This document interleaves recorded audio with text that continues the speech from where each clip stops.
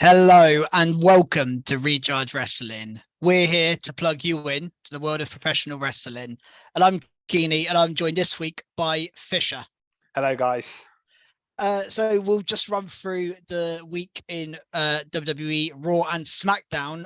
We'll start with some news, but just to give you guys a heads up, over kind of the Christmas period, instead of these weekly reviews, we're probably going to look at doing a few specials. So if there's anything you want us to kind of talk about, or any sort of, I don't know, fantasy booking it and anything like that, just let us know, and we're kind of open. We got a few ideas ourselves, but yeah, keep an eye out for our specials. There'll be a few different podcasts, kind of we different want to mix it formats. up a bit with not just doing weekly reviews, especially this time of year. The content isn't as good in wrestling anyway. I don't think people are as interested, so I think it's a good time to experiment with different things. Also, we'll do an end of the year review. We did that last year. For sure, we might do a quiz. We might do, like, say, fantasy booking or some sort of list thing. We've got plenty of ideas, all original, of course. Yep. Exactly. But yeah, no, we will. We'll be definitely doing some different content. So keep your eyes open and ears open for that over the next few weeks, over the Christmas period. If you've got time off work and you want a podcast to listen to, hopefully we'll have some good content out there for you. But yeah, let's get into this week. Yeah, and go on, Fisher. You're the news. Well, it's the first time we've had really a news segment in a while. We haven't had. It's been quiet the last month or two compared to, like, a while back where it was every week. It felt like it was a huge news story. But yeah, Mandy Rose is obviously the massive news story from the week. Last weekend started with some leaked stuff online. It's a tough situation. I did not expect her to lose her job over it, but I didn't realize that this kind of stuff was breaching contracts and stuff like that. But there were some DMs she said shared with people and stuff like that. There was a lot of stuff going on. I thought nothing of it really. I thought, maybe they'll, there was a lot of talk online that maybe Mandy might drop the title at Vengeance Day, because obviously that's the pay-per-view coming up, I think in February. And I think that would have been, that would have made sense anyway, with Roxanne winning the Iron Survivor Challenge at the pay-per-view. And she already lost being a challenger once, I think, and Mandy's been champion for so long, they should probably go up to the main roster. I thought, it all makes sense to do that anyway. And then if they rush this through, then that's fine. And then obviously we get the start of NXT on Tuesday, and the first segment sets up the main event of Roxanne versus Mandy on that show. And I was a bit like, okay, right, Mandy's dropping the title tonight. They something's going on here. And it's obvious Roxanne was going to win, because I thought, well, they've moved the match forward for a reason, and it's got to be to do with that. And then, I don't know about you, but when I saw Mandy Rose come out to the ring, she did not look her normal self at all. It's interesting. I personally didn't think that, but then I actually didn't know all of this stuff prior into it. Prior to NXT, I was kind of looking at her reaction when she came out. I go into it blind, so even Roxanne's reaction, to be honest. Yeah, I also thought Roxanne is probably winning the title here. Not knowing what happened with Mandy, I just thought it kind of made sense for Roxanne. The reasons you gave. But yeah, I noticed nothing different from Mandy as someone. I just thought didn't know her demeanor, her look on her face, everything about it. And then obviously the match, she loses the title very convincingly. Gets beaten just by like one Pop Rocks. The match was okay, but it wasn't even particularly long. She comes out on her own. There's no toxic attraction involvement. All of that quite strange. And then there was a clip online that people had posted who were at the show afterwards, and she looked really upset after the show. She blew a kiss to the crowd, and everyone was trying to thank you, Mandy. And a lot of the time, that's just what they do on an NXT send-off. Now, when I saw all of this happen, I thought, right, well, what's going to happen is she'll have some time off because of what's happened. Maybe she asked for some time off. Maybe they've suggested she take some time off or whatever. They'll take her off TV on NXT. They'll probably take off Toxic Attraction off. I know they've got a match next week, haven't they, for the tag titles? They'll probably lose that anyway. They'll all go off TV for a few weeks. And then at the Royal Rumble, they'll come back and enter the Royal Rumble and get called up to the main roster. That's what I thought would happen. I wasn't expecting the next day Mandy Rose has been released And from her reaction, then when I saw her reaction on NXT from the night before, I thought, did she know this was coming because of the way she kind of was on the show? I think that's the interesting question is, did she go into that match knowing that was her last match? Yeah. Or did they, because I guess if you're being a ruthless business point of view, you don't tell her till after, because you don't want her to put in a half-ass performance knowing she's going to get fired. So you maybe don't tell her till, but then on a human level, you do tell her before. So yeah, I don't know which way around they would have done it. It maybe from what you've said there, they probably told her before. Well, I think she knew it was. I don't know if they necessarily told her that she was being fired, but I think they obviously probably made the decision, and I reckon they must have spoke to her. They obviously told her that she was dropping the title anyway, because you have to book the match. Yeah. And then when they were discussing it, they obviously told her why. And I'm assuming, because the rumor is that she had said she had no intention of stopping posting stuff online and all this kind of stuff, which is why they had to make the decision to fire her. Now, from what I've heard as well, there was sponsorships involved. Apparently, I saw one person online saying that Mattel, obviously they make wrestling figures and toys for kids. Yeah. They were, it's in their contracts that WWE superstars can't post nude photos and things like that online because it's a kid, and things. So I believe she breached some sort of contracts that are affecting sponsorship, which is why they've made a decision. I understand it from a business standpoint. That makes sense. That does make sense. But at the same time, it does feel a bit harsh. But then if she refuses to stop doing it, and I actually can see Mandy's side as well on this, because at the end of the day, WWE can't tell her shouldn't be telling her what she can and can't do with that kind of stuff. No, and from from what we've heard as well, Mandy's making more money than she makes from WWE by doing this, and the reason she said no is because she's going to make a bloody killing, as you can imagine, because if she's not in WWE, she can do more stuff, and she's going to make a lot of money out of it, and I'm sure she won't really care. I don't think she has that same passion for wrestling that a lot of people do, so I don't think it would bother her that much. Yeah, although I would say this last year she's really seemed a bit more into it than she ever has done before. I know she's champion, but I think she's done a brilliant job, but I do think it was always kind of a job to her. She's not, I don't think she was the kind of person who grew up like she's like Roxanne Perez. Roxanne's exactly the opposite. She grew up a massive wrestling fan, whereas Mandy was kind of a bikini contest model and that kind of stuff, a reality star. Got into it through other means, and there's nothing wrong with that. But I'm just saying, I don't think she is thinking now, okay, what do I do next wrestling wise? I don't think she's going to be thinking, right, AEW, I need to get on the phone or anything like that. I think she's going to be thinking her career goes down a different path, and she'll probably do amazing out of it. So from both sides of it, I can see why Mandy wouldn't want to stop, but I do understand WWE's standpoint if it affects sponsorship. But I do think it's a little bit hypocritical from WWE in some ways, because we've seen how they present Toxic Attraction on TV. We've seen them, and do things with Playboy and things in the past. Yeah, I know that was 20 years ago. Yeah, WWE's history of that is terrible. But I mean, there's also the current scenario with Matt Riddle, who is been suspended, has he? Or he's taken off TV for a while. He's basically been sent to rehab. Sent to rehab for drug addiction. And there's obviously the moral dilemma is doing what Mandy Rose did worse than Matt Riddle. Yes. It is if it breaches a contract. Like it's a simple thing. They would have taken into a room and they would have said, if you want to do this, it's breaching contract. It's down to you. If you carry on doing it, we have to let you go. Well, that's basically what I think happened. It's your choice. So, I think they basically, I don't think they just blindsided them and said, look, we're not happy, you're gone. I reckon they must have had a conversation. And said, they surely, you've got to take this stuff down. And if she refuses to take it down, then again, but it wouldn't surprise me if there's a U-turn on this in 3, 4, 5 months time.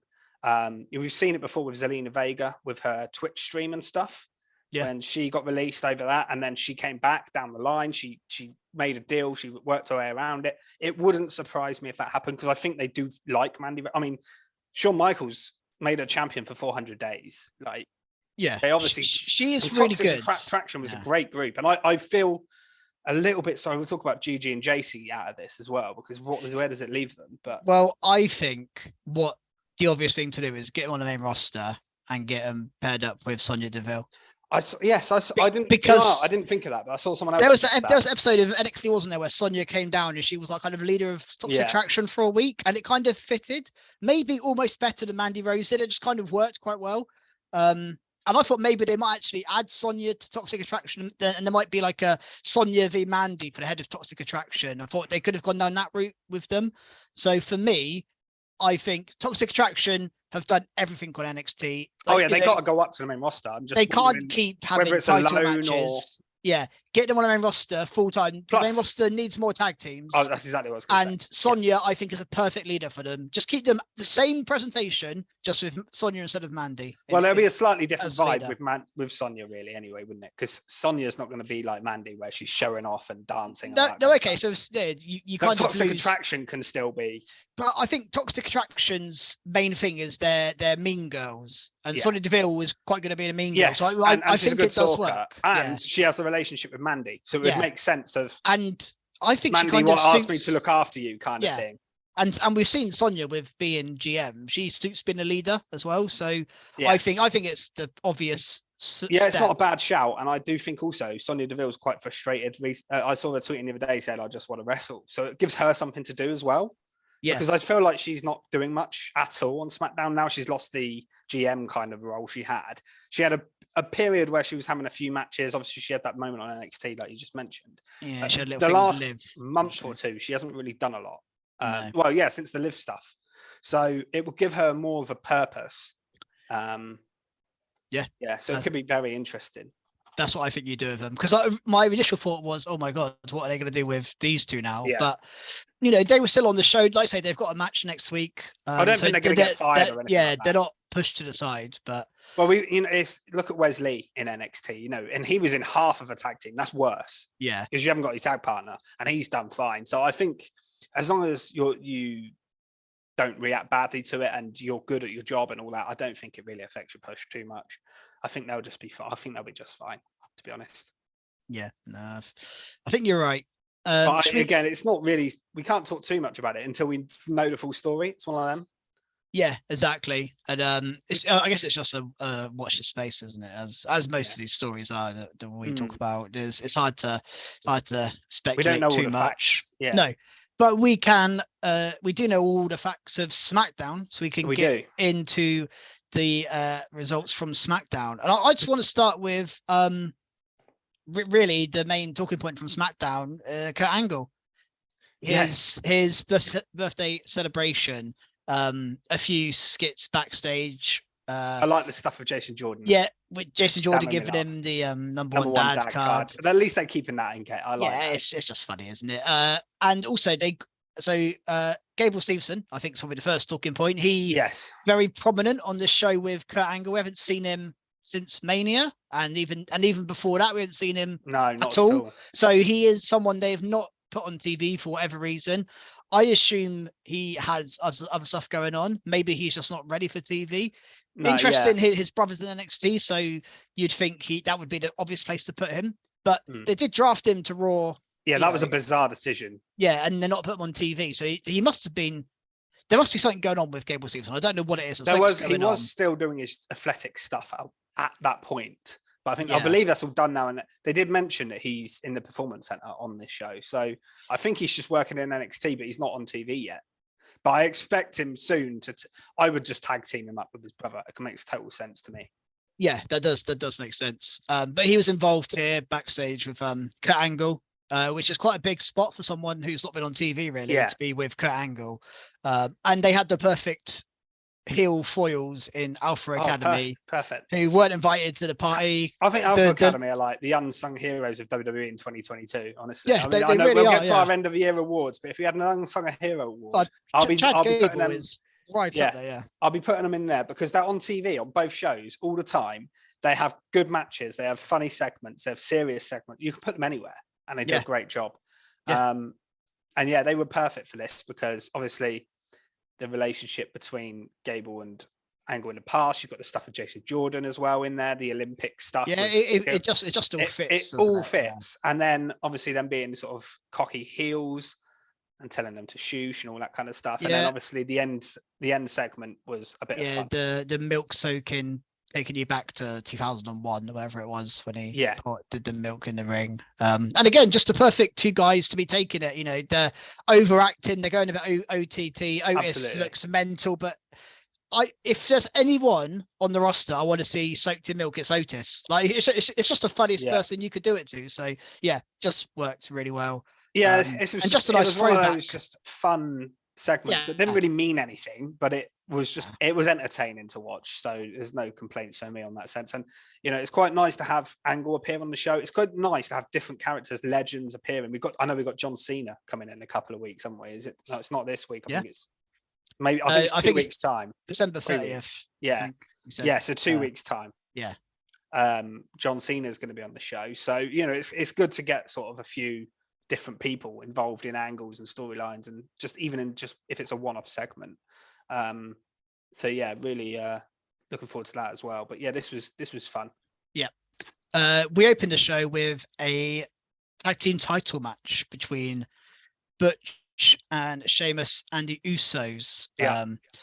Decent match. Usos retain. I don't know if there's much else to this one. No, I mean, obviously Drew was injured, so couldn't. Yes, I was going to say the reason obviously this match happened was Drew was not medically cleared, which is a bit of a shame because I think I would have preferred to have seen Sheamus and Drew, because we've seen the Brutes go against the Usos quite a lot anyway. Yeah, we had Butch and Ridge against the Usos on a Raw a few weeks back. We've had it 2 or 3 times, haven't we? But yeah, the match was all right. They won with the 1D, I think, didn't they? In the end. Yeah, it was all right, and there wasn't a lot else to say. Like you say, I mean, Drew, I think had, there was talk about Roman having a burst eardrum or something. Apparently, Drew had the same thing, which is weird. So I don't know what happened in that War Games match, but yeah, eardrums were getting burst all over the place. But I think he'll be back soon. I hope he's back, Rumble time, because it's not a night. I think Roman's back on SmackDown this week, so it's obviously not. I don't think it's anything major, but I think that was what it was. And I don't know how much burst eardrum. I don't know how long that would keep you out for. Not massive amounts of time. No. But we get an interesting backstage segment here where Jay took Sammy aside and said, if I was you, I'd cut your hair and kind of sharpen up for next week. So yes, God knows what that's leading to tomorrow night on SmackDown. Wow. I'm excited for it. I'm excited for it, and it feels like Sammy's going to be dressed like how he was when he was a face, with his short hair more as well. And I don't know. I feel like something big's going to happen. And I did show you guys a tweet that happened just before we went on from, I can't remember the guy's name now, but he's the lead creative director of long-term booking in WWE. He's worked for like Disney and Marvel and companies like that before. He's a very talented guy. Rob somebody, isn't it? Rob Fee, that's his name. He tweeted saying SmackDown is one you don't want to miss this week. So I'm pretty sure they've got something big up their sleeve, and I'm assuming it's going to be to do with the Bloodline and Sami Zayn. It makes sense, yeah. I mean, it could be to do with Bray Wyatt or somebody else, but at first I thought, maybe John Cena. Then I realized it wasn't this week. It's another 2 weeks till John Cena. But I think it's going to be to do with that, because it was weird that Jey Uso told him to, smarten up and everything. I feel like a big segment's coming. Yeah, that definitely means something. And just I don't know what Roman's doing on SmackDown. I don't know what's advertised. He's just appearing. Roman appears, yeah. So, but they said there's a big night in store for Sami Zayn. So, and they've advertised that as that as well, and WWE have advertised that. So, I think something is going to happen this week, whether it's a turn finally, or or something else. But I mean, the rumored match for the Royal Rumble was KO and Roman. I think we're going to build to that, and then. Makes sense. Potentially, and then we've got Elimination Chamber in Montreal, and you just got to feel that that's going to be Sami Zayn versus Roman Reigns, and the crowd will be mad for it in Canada. That I can't wait. If they do that, that is going to be mental. And obviously, Sami probably won't win, but the crowd, it'll be like when Drew faced Roman in the UK. It'll be the same thing. Yeah, but maybe even more mad. So I can't wait for how this is all going to unfold up to WrestleMania. It's so exciting. It's the best thing in wrestling right now. It's 100% the best thing in WWE, but I think it's the best thing in wrestling full stop. And I'm loving every minute they're on screen at the moment. Yeah, no, I completely agree with you there. Are you also loving this Liv, Ronda, Shayna, Tegan Knox stuff we got on this show? We had a tag team match between them. Yeah. which Liv and Tegan Nox won thanks to Raquel's interference. And there was we like haven't really a bit spoken of about backstage Tegan Nox stuff. coming back yet, have we? No, yeah, she returned last week, did she, or the week before? And we didn't do a pod last week, so no. Yeah, this is one of those returns which is a filler return. That's kind of how I really like Tegan, but I think she's just fine, her coming back randomly here with Liv is a bit random. There's no. They're trying to make it make sense, history. but I don't think there's enough there. Pairing her with Shotzi would have made. Obviously, she was with Shotzi before when she got released. That would have made more sense. But it gives Liv something to do. And obviously, they're having a tag title match this Friday, aren't they, against Damage Control? And obviously, Tegan's got a lot of history with Dakota, so I like that. Yep. But in terms of the stuff with Ronda and Shayna, it was just okay. Raquel come down, didn't she? Yeah, and I think we're heading towards Raquel v Ronda. Yeah, that's the rumored match for the think. Royal Rumble, I think. So yeah. I know we've had it before for the title, didn't we? When Raquel's like first match or something. Yeah, it was early on in Raquel's sort of call up. And it was really good showing from Raquel. It was good. Yeah, it was good. I think it's a decent enough match for now. I think it's kind of one of the only ones that actually could interest me, because there is that like size and power advantage of Raquel. Like Ronda, she should just run for everyone on the roster, but Raquel's one of them. You think actually maybe I can see how Raquel could beat Ronda. So yeah, it's one they can work. I mean, I clambered for it for ages. This Ronda and Shayna team. Now it's here. It's just really weird. They're both acting weird, is how I would describe it. But I think I'd prefer it if they were just an actual tag team rather than, Ronda having the belt and Shayna just kind of being a lackey. It doesn't feel like they're equals or even like, I don't know. It just feels a bit stupid. And they're trying to do like we mentioned the Mean Girl thing with Mandy and stuff. They're trying to be mean girls and like bully people, and it's just not really working. I want them to be like absolute cutthroat killers. That's what I want them to be, but they're trying to be a bit more like school ground bullies. It feels like it's just not. Yeah, really... and even here, like Shayna lost the match. Yeah, Shining Wizard. I know you're obviously putting Liv and Tegan over, but the thing is, there's no other teams for them to beat in the build up to their title match. So they had to beat somebody, and they were the only team available. But really, you wouldn't want Shayna and Ronda losing. No. Because that's what I mean. Like Shayna still doesn't feel like a big enough deal for me. No, exactly. And if the overall end goal is Shayna v Ronda, then you're not booking Shayna very strong. No. I'd rather they both kept really strong. Yeah. And then have Shayna Shayna versus Ronda down the line if that's the end goal, which it may well be, but they might have a tag title run. I'm not sure. Yeah, who knows? I prefer to see them have a tag title run then split rather than Ronda have the main title. I agree. Yeah, I want Ronda to lose a belt and them to just be tag champs. I'd have them as dominant tag champs. I can beat everyone. Yeah. I've got no problem with that. But yeah, what do you make of Lacey Evans? We've probably asked this question many times before. I just don't care at this point. She is being repackaged again. It's no offense. It's no offense to Lacey. I think she's okay, but. Like, we've had all this stuff before where she was, how many times have they repackaged her and it never goes anywhere? They've repackaged her at least 3 times in the last 6 months. Yeah, and even before that, like when she first came up to the main roster, do you remember she was just coming out and then walking to the back? And like for ages, it just goes nowhere. And then she'll have like one match lose. Wasn't it, I think, when she did and that. And then you had the Ric Flair stuff. That was bizarre. Like, there's been all sorts of weird... And at this point, I just do not care. I'm sorry about that, Lacey, but it's not her fault. But I know, and it's someone we've seen plenty of times in the ring. Like, the end goal of Lacey Evans' repackage is still Lacey Evans. Like, they're not repackaging her too different. It's like, oh yeah, she's an army. Yeah, she's still like a Marine, isn't she? Who likes the fans? And a Marine who doesn't like the fans. Now she's going to be a Marine who likes the fans. It's like, but she's still a Marine. Like, you're just repackaged her in the exact same gimmick. Yeah. Like, it's just not very. I've no idea who she's going to feud with or anything. I don't know. I don't think they know. We said this before when they tried to do it. So I don't think they know what they're doing with her. And she's one of those where. She might be better off just having a little NXT run, just one of those, just to move down, go to NXT, just like Mandy Rose did, just kind of freshen herself up a bit, because she is going nowhere. We'll see when she eventually reappears in front of an audience, but I predict it'll be exactly the same again for Lacey.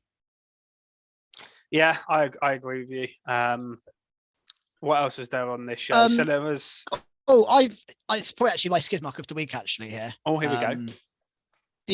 I haven't given my skid mark and top mark much thought. Yeah, so I might end up agreeing with you because I don't know what you're going to say. Yeah, but I didn't like this, but the contract signing between Gunther and Ricochet, that in itself I've got a problem with. I quite like contract signings. They're I think they're a bit lazy. They're usually formulaic, but they serve a purpose. Get the challenger and champ a bit of time on the mic. My issue is the New Day coming down to back up Ricochet. Doesn't really make any sense. They haven't got too much beef with Imperium. They haven't ever really been aligned to Ricochet. Just felt a bit random anyway. And then just the New Day's humor, just God, talking about I don't mind Gunther performing. I was like, what is this? This is like 12-year-old humor. I was like, God, what? To me, this is in the realms of Miz. I enjoyed them more on NXT. The Miz has tiny balls. Yeah, that's the thing. On their NXT run feels a bit fresh. Just in my, if it was me, I would actually have them as singles at this point. I wouldn't have them break up. I would just have them both doing their own things singly. Maybe you move one to Raw, leave one on SmackDown or something. I don't know, but as a team on the main roster, they have grown beyond stale. And I know Krusty's not a fan.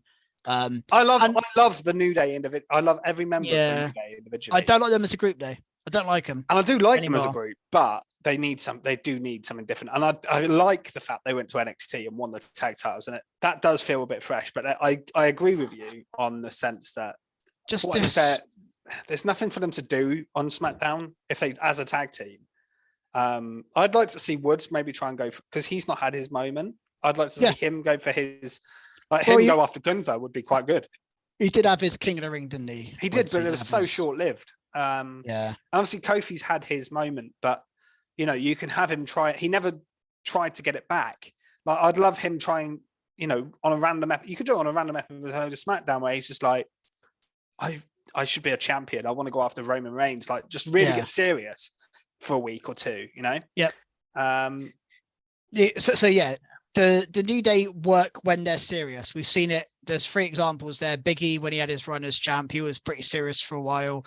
Kofi, I do think they work as funny as well, but it's hit and miss. It's hit and miss. And I think their humor is outdated. I think they've been doing it too long. That's the thing. I think they were funny 5 years ago. I don't think they're funny in 2022. To me, maybe it's just me growing up. I don't know. Maybe they're still funny to 20-year-olds. I don't know, 18-year-olds. I don't know, but. I think they have sometimes they have some good bits, but this wasn't particularly.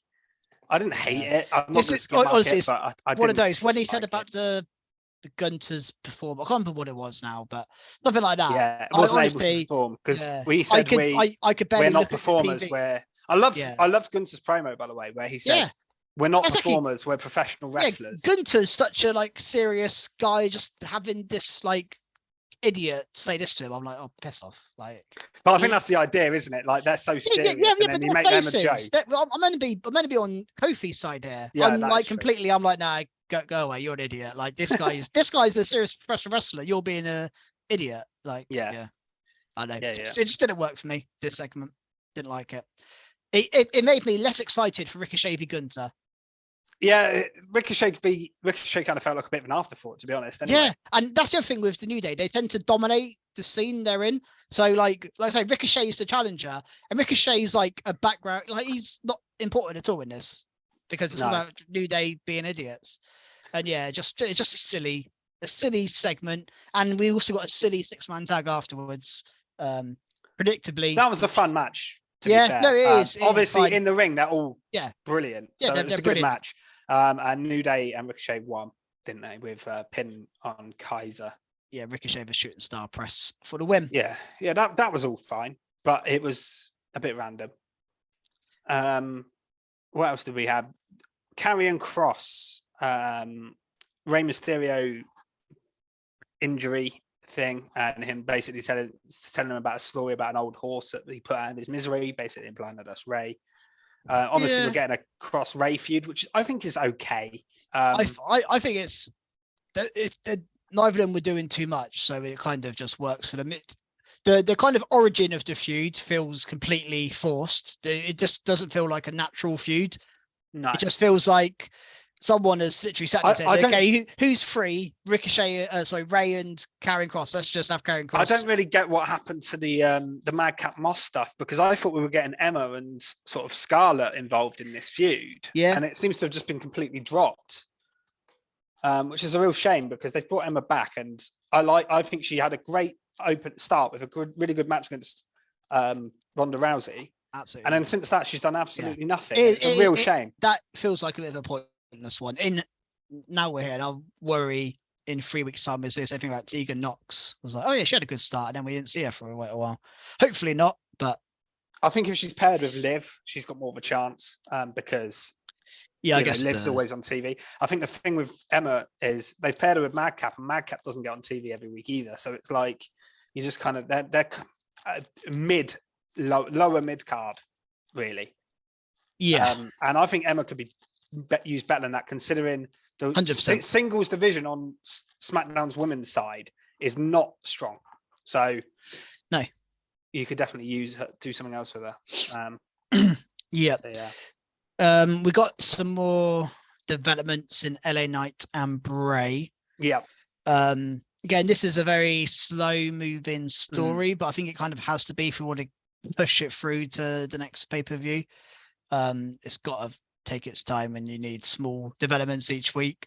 I guess I like the fact that LA Knight isn't backing down. Like he's completely just facing up Bray, whereas like you'd expect a kind of heel to be that kind of chicken shit heel and just be scared and run away and like, oh no, where's Bray? But he's like actively looking for him. I quite like that. And I think that he come up with like actual evidence. He's like, look at that mask there when I got attacked. And like, I think they're not making him look stupid. He's being logical, and he's being like brave and to the point. What I loved as well is this is the first time in the ring he cut a promo as LA Knight, sort of in a segment on his own. He's been in there with Bray, but he just went out there and he cut a really good promo, and I think they've used him really well so far. I do want the match to come soon, because I feel like Bray has been back for so long. I mean, LA Knight's had a couple of matches, but Bray just hasn't wrestled, and I feel like soon you're going to have to get him in the ring.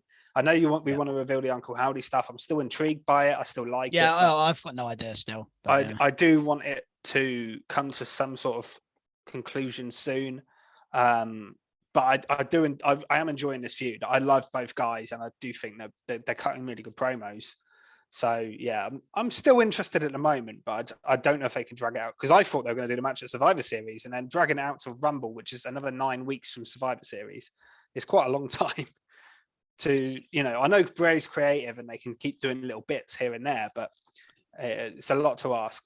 I wonder if people will still be excited when we hit a few 5 weeks down the line, whether people are still into this feud if they keep doing what they're doing. But at the moment I'm intrigued. And the only other thing I got from SmackDown was that weird three-way tag feud we've got between Legado, Viking Raiders, and Hit Row. I think it was Legado versus Viking Raiders, and Hit Row came down. And causing a double DQ. That's kind of happened a few times now with these three. And they got a triple threat match this week. Yeah. So, yeah. I mean, cool. I guess if it's a number one contender match, then that makes it. I think they should put something on, because this match feels like a really pointless random feud. This one to me. Yeah, I do wonder where, because they're all the 2-man team. Well, Legado's actually a 3-man. Three. But they've all got female. Women. The point I was making is they've all got women valets almost. So I feel like we're getting more. We might get more involvement there. We might get a triple threat then with them as well. It gives them something to do. It's all right. I think the Viking Raiders have been, they look really good. Yeah, I feel like Viking Raiders feel a bit above this. They feel like they should be But I do think Legado are great as well. So, Yeah, well, maybe it's just Hero then. But yeah, Hero don't feel particularly special right now. unfortunately. But they feel like I mean, not quite maximum male models level, but oh god, they're closer to that level of the spectrum than they are the top end of the spectrum right now. Yeah, unfortunately. Yeah, it's a shame. Should we move on to Raw? I think that's it from SmackDown, isn't it? Yes, I actually wanted to talk about Alexa Bliss and the women's division. So last week we had those 2 triple threat matches, which were great, by the way, both of them. I quite liked that idea of 2 triple threat matches. Next week have a number 1 contenders match. The little mini tournament almost. Yeah, and I don't know about you, because obviously we didn't do last week. I don't think we really discussed it, but I predicted, I think, the outcome that we got of Alexa and Bailey winning and Alexa beating Bailey. That's what I predicted when those matches. I thought that Alexa was going to win in the end. I didn't necessarily think who she was going to beat, but I said a couple of weeks ago that I think Bianca's next feud will be Alexa, with Alexa turning heel. And we got a glimpse of that. We got a glimpse. She went to put her in the Sister Abigail and then snapped out of it. But the Bray Wyatt thing again, it's definitely linked to Bray Wyatt because it's his logo. It is weird because they're on separate brands. There's no actual interaction between Bray and Alexa, but and there's nothing the other way. There's no like Alexa hints on Bray. No, it's only one way, so it's very weird. Strange. But I feel like they can't get away from this Bray Alexa character, and I want them to get away from that personally. I'd rather see the goddess heel Alexa Bliss than Fiend Alexa Bliss or whatever she was. Like I don't really care about that anymore. I feel like we've just been done to death. Well, I do want to see Alexa as a heel though, because I think she's better as a heel. Yeah. Well, would you buy a scenario where Alexa comes out next week as the goddess heel Alexa, and she's like, "Oh yeah, I was just acting. I was just using the Bray stuff to like as mind games or something." But maybe she could say that and be like, "Yeah, I was just acting. I was never in a trial." Maybe, but I feel like we're doing a bit of a slow burn with the heel turn anyway. I don't think it's necessarily going to come next week. I think we might get it like the week before the match happens. Yeah, but a heel Alexa against Bianca. Yeah, I feel like we're going to keep getting teasers of it. Yeah, and then you've got like the secondary feud of Bailey Becky. Like it's Raw's. Yeah, and you've got whatever's happening with Asuka. We've gotten to Asuka as well, but and then you still got people like Mia Yim involved in stuff, and Mia and Rhea are doing their stuff. There's a lot on Raw. Yeah, the women's division on Raw actually is insanely stacked. When you actually lay out the names, LeRae, Dakota, Io, in the tag division. Like Nikki Nikki Cross is there somewhere as well. Well, she was lurking in the background on Candice's interview this week. Oh, okay. Which I didn't actually notice at the time. I didn't notice that. Yeah. When she was talking to Dexter Lumis. So yeah. Okay. Johnny. Yeah. So I mentioned briefly there, but do you have any ideas what's going on with Asuka? She came out with no face paint this week. No, but her Twitter has been really, really interesting. She's lost the match to Rhea on Raw. She has basically been putting pictures up of like her in her old sort of evil clown gimmick that she used to have in Japan when she was called Kana. She posted some other stuff as well, like implying that a character's done or whatever. Is she going heel? I don't know if she's going heel or she's just having a gimmick change. It might be a bit like the Tozawa situation where he kind of killed off his gimmick and then come back with his old gimmick. Old Tozawa. And I feel like with Asuka, they might be going down a similar route. She did use the mist this week, which is obviously something she's been doing more recently, obviously into Dominic's eyes. Dominic's acting, not the best. I thought he sold it all right, actually. At the time, I think the backstage segment afterwards wasn't particularly good. But Asuka's very interesting. I think she looks kind of better like that, how she looked this week. Yeah. She's a great wrestler. It'd just be interesting to see, because really on the main roster, she's never had a very different character. It's always been... She's been the same Asuka from day one, yeah. Yeah. I think nothing's really changed. Even heel version of her isn't really much different to the face version. So I feel like we could get something very different, and I'm intrigued to see where it goes. She lost again this week to Rhea. So she's on a bit of a losing streak as well, which is obviously probably going to further her going spiraling out of control, I'm assuming, which I'm all for. But yeah, the women's division, you're right, on Raw is quite interesting. They had, I think, 2-3 matches this week, and they were all kind of interesting matchups. We got Candice Dakota. Yeah, and I think got Candice Io this week, haven't we? Coming up. Yeah. I think it's that way around we had it. Yeah, I'm not sure. What was it this week? No, sorry, EO this week. Yeah, EO beat Candice. One thing I was going to say in this match, but in the show in general, is this crowd was terrible.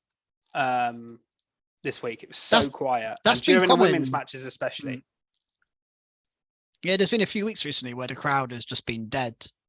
Yeah, I don't know if it's the time of year. I don't know if it's the fact that there's so many sort of new people on the roster and people don't know all of them. I don't know if it's just, I don't know what it is, but at the moment it seems very, very quiet. It's a little bit concerning, but like at the pay-per-views and stuff, they're still really loud. SmackDown, they're normally okay. It seems to be on Raw where the issues happen. I think this is the length of the show all the time as well. People are waiting for the big match because they obviously had the main event of Lashley and Rollins, and then you've got all these matches in the middle that people just aren't caring about, and that's the problem, I think. Yeah, no, I think you're probably right. But we should probably talk about that main event then. We've mentioned it there. Seth and Bobby Lashley, #1 contenders match. Again, it's always interesting when they do this because we've just had a triple threat match with these two and the champion. So they have a #1 contender match of the two people and then the champion. Yeah.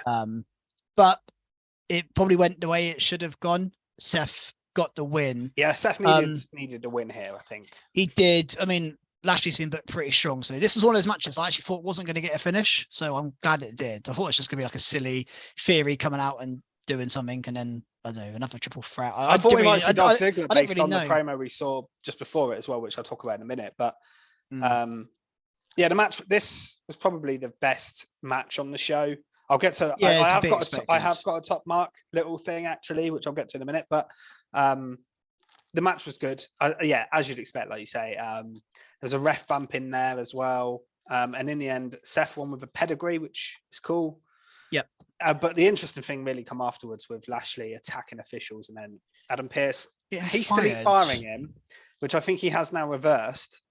Oh, has he? Oh, okay. Twitter. Yeah, there was some Twitter video he put up yesterday. I didn't watch it, but apparently it was him basically. I was like, it's a bit hasty. Okay, yeah. I was going to ask, what do you think is good next for Lashley? I thought maybe they move Lashley to SmackDown. Maybe I thought either they put him on SmackDown or this leads to the Hurt Business sort of coming back and like Cedric, Shelton, and Bobby like running riot on Raw or something like that. That's what I hope it leads to. I hope next week. Bobby Lashley turns up to Raw and he's like, okay, you're not fired, but you are suspended because you can't put your hand on an official or something. Yeah. And then he goes into the locker room and he talks, he sees Shelton and Cedric just sort of sat there doing nothing like they always are. Yeah. And he's just like, right, guys, let's reform Hurt Business. Yeah, let's just like cause chaos and then they just go around beating people up. That's what I want to see. Because I think I miss the Hurt Business as a group and I just think it'd be a good use for Cedric and Shelton, but whether that's where it goes, I don't know. I don't think so. But it is intriguing. It's an intriguing. I don't know what they're going to do with Lashley now because there's no world title on Raw. There's no. He's one of those people that he has to have like big important feuds. Like he's either feuding with Brock or he's in a title match normally. Like, that's his thing. His current feud feels with Adam Pearce. So or just authority in general. So I don't really know what. Yeah. It's just to see where it goes. It is intriguing, and obviously Seth will get his rematch with Theory, which will be good. I'm assuming Theory will retain again because what's the point of hot potato the title back onto Seth? Which means Seth will have to lose a match somewhere along the line, and that'll be fine, I'm sure. And then, and Theory is interesting because you've mentioned this before that he seems to feud with a lot of people at once and piss off a lot of people at once. Yeah, he's always also got at least 2-3 feuds. He's been feuding with Dolph like kind of for months. Yeah, and again, Dolph here in a suit backstage just cut a really good promo on what the US title means to him and told Theory to watch his back. So he's obviously not done with this either. So does he get added to this match? Maybe. Well, I don't know because also you got last week. Ali v Theory, which Dolph interrupted, so Ali never actually got his clean match. So Ali's got to claim this with Ali though. Ali's got a claim to the title as well. So it wouldn't surprise me if Dolph gets added, and that could be a way to not have Seth lose because Dolph will take the pin. Yeah, I think it wouldn't surprise me if at the Royal Rumble you do Dolph versus Seth versus. I mean, I wonder whether we're actually building up to the way they're doing it with Theory, whether they're just building up to like a big 6-man ladder match or something for the title. They'll just have chamber. Chamber, yeah, just That's have a 6-man match, isn't it? Ali, Ziggler, Lashley, Rollins, Theory, and it would make throw sense someone else because in, I think yeah. you're gonna you need like some sort of title match on that show because you're not gonna have the main title on the line. I mean, those 5 names I've just mentioned, obviously one of them's Theory, the champion, but the other 4 have genuine claims for the title. Yeah. So like, yeah, you could easily find a 6th person. Like, yeah, of course, you know, Finn Balor, someone just gets involved. I don't know. Like, it's easily done. So, yeah. But what I do like is they are keeping the title as the most important thing. And yes, everyone wants the title, and they're all saying how much, you know. And they're main eventing the shows with either the number 1 contenders matches or the title matches or the champion. And it is like the top, like Lashley and Seth are 2 years top guys on the roster. Theory, they're clearly making into that as well. So you're using top guys, and Ziggler, I mean, he's not a top guy now, but he's a person that everyone knows. So they're using top stars as well with it here. So I like what they're doing with the US and the IC title, to be honest. Although the IC title, they did turn it into a bit of a comedy show this week. This week it was an off week for the IC, but yeah, it's still overall been booked very well. Yeah, I mean, we're going to get a great Ricochet Gunter match. The match will be great. We've seen it before and it was good, but yeah. Go on. What should we move on? Shall I just do my top mark because it's only a small thing? Yeah, go on. It's the Kevin Owens Elias segment. I said when Elias come back, they have to do something with the KO. They can't just put that under the carpet and pretend it never happened. And I love the fact because obviously KO teamed with Riddle last week because Elias was injured because they both have beef with the bloodline. So obviously Riddle is now gone. He's injured, although we know why. So Elias asks Kevin Owens for his help because he helped Riddle last week, and then KO just goes off on one. And he's like, "Do you think I've forgotten?" And I was like, "Thank God we're doing it." He's not just sure, I'll help you. And I loved the long term. And Kevin Owens is, I swear, every Kevin Owens storyline has this, or promo or segment where he remembers things from. It could have happened 5 years ago, but he'll bring it up. Yeah, he is a proper long-term storyteller. Yeah, he just gets what's going on. Yeah, he's so invested in his character. Yeah. Yes. And so I loved the segment between them two. Then Elias does a song, which I really enjoyed as well. I like about Elias Riddle, wasn't it? Yeah, and it was a babyface kind of song about it. He didn't get interrupted for ages as well, so he did like a full song. I miss Elias doing that because I think that's what he was great at. And he got a massive reaction. The crowd, like I said, the crowd was quiet all show here, apart from just Seth, Becky, and we missed out Becky's bit at the start, but Seth, Becky, and a couple of other little bits. They were excited. The rest of the show, they were dead. But Elias, they really popped for, and they were singing along and doing the walk with Elias. So he gets a reaction, and that's what I like about him. And then obviously we've got Elias versus Solo. Well, the match was okay. He wins with a spinning solo, and then afterwards they're going to do the same thing that they did to Riddle with the chair. And KO does make the save, stunners Solo because I think we're still getting the KO Reigns build, but importantly, he's still stunned Elias anyway.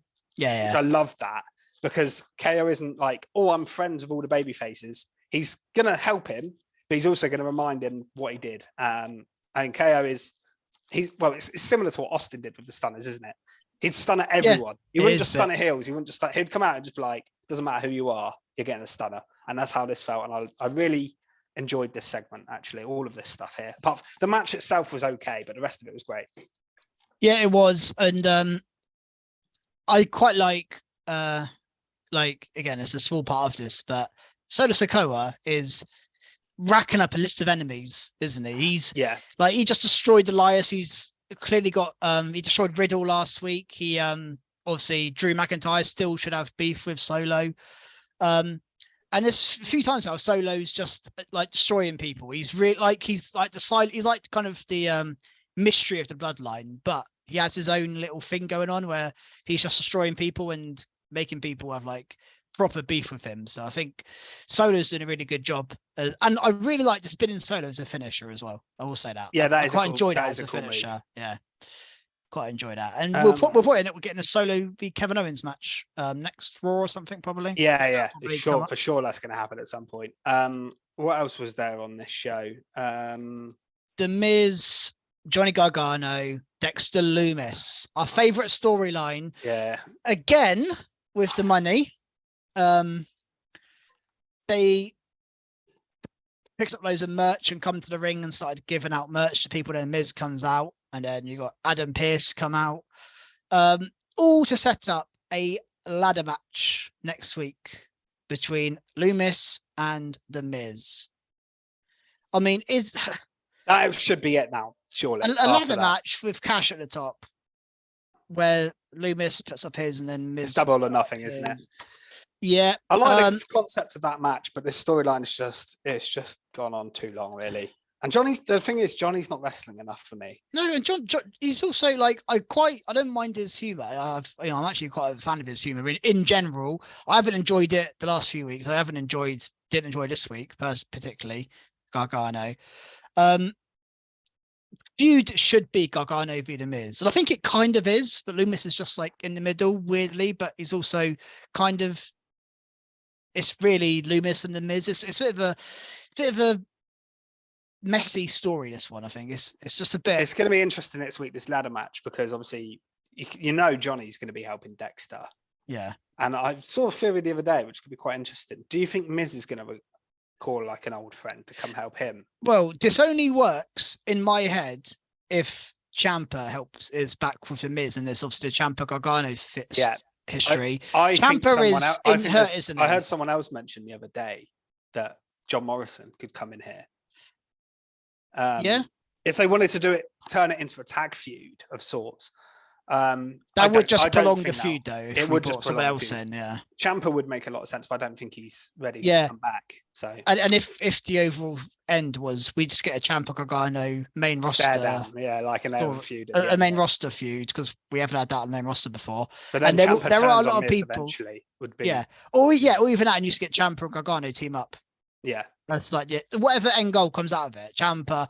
I just don't know what Dexter Lumis does afterwards, because he's just one of those characters that it's got a short shelf life a little bit. Once he's done, I know he'll move on to another feud, but he doesn't cut promos. He will just do the same thing, though. He will do the same thing. I know, but it just gets boring. He's very one-dimensional, yeah. It just gets boring after a while. I like him, but unless he is usually a face, though. I wouldn't mind him. The thing is, he needs someone with him to like talk for him a little bit, because you need some sort of context. But that's a waste of Johnny. That's my issue with it. It is, yeah. It's called Johnny Wrestling, not Johnny Cuts Promos. Yeah, Johnny makes jokes. Whatever. Yeah. We mentioned Chad Gable already today, but he had a good match with with AJ Styles. AJ Styles. When this match was announced, I was like, this is going to be a banger. Yeah. And AJ beat Gable, probably not too much. No, this one. Interesting thing, little note from this is obviously no Carl Anderson, because he's in Japan, actually defending his Never Openweight Championship. And they mentioned it. They kind of mentioned it. They did mention it. And it's just weird to see. Like, it's just so rare that a guy's not there because he's wrestling for someone else. That just doesn't happen. Yeah, in WWE, it never happens. It just does not happen. Because isn't Shinsuke wrestling for another company as well? He is. Yeah, in January. That's interesting. He's doing nothing in WWE at the moment, so literally nothing. Yeah. But if they keep doing stuff like this, it'll be so much better, I think, for the talent, particularly for I don't watch the other promotions that much, so I'm not as bothered. But for the talent, it's surely going to be great. Yeah, I think it's what they want, and there are a decent sized fan base who watch everything and will love the fact that Nakamura is appearing on some other promotion somewhere else. So yeah. The other thing I've got from the show was the Judgment Day beating the Street Profits and Akira Tozawa in a trio I never thought I'd see. Tozawa and the Profits. You know what? Tozawa's in his old gimmick, and he seems to be enjoying himself. I like seeing Tozawa have a little. And he's actually run. wrestling properly. He's not a comedy wrestler. Like, he's still kind of funny, but he's actually wrestling now. Fair play to him. It's good for him. This match was okay. To show. Not a lot to say about it. No, there's not too much on it. No, it was all right. Yeah, Judgment Day picking up a win. I haven't got it here, but I'm assuming Tozawa got pinned. He did get pinned by Dominic, I think. Oh yeah, because they gave Dominic the pin. I think Balor basically won the match, and then Dominic got the pin. But yeah, there's not too much. I mean, there was a couple of really good things this week, but at the moment it is quite. It's always a lull period in the Christmas period, and then it ramps up a couple of weeks before the Rumble. Really, normally. So that's why we're doing the content differently. Yeah, there hasn't been too much Rumble, like Rumble itself. I think, was it Kofi's the only one announced for the Rumble? Yeah, Kofi's the only person announced so far for the Royal Rumble, and well in advance. Yeah. And he's always going to be in the Rumble to do like a crazy spot. So. Also, as he's a current NXT champion, it feels a bit. Yeah, but I guess who knows if he's going to be champion by the Rumble? Maybe not. Maybe not. Might lose to Brooks and Jensen next week, and I don't see it happening somehow. Yeah, maybe. maybe not. No, it's not going to happen, is it? Nah. I think that's it then, isn't it? Yeah, I've got anything else from Raw? I think that's it. I think we've covered it all. I think we've covered everything. So obviously keep an eye on our Twitter for any updates that we post. We will be doing predictions again in a new year, starting with the Royal Rumble probably. Oh, yeah. We have posted our winner, RM Punk, his t-shirt. Yeah. Hopefully you should get it soon. Follow us on Twitter at Recharge Wrestle. Like and subscribe here on our YouTube channel. If you haven't checked out our podcast, find us on the Recharge Wrestling Network as well. And we'll see you soon, hopefully for an end of year review and maybe a quiz or some fun content coming your way soon. See you next week. See you guys.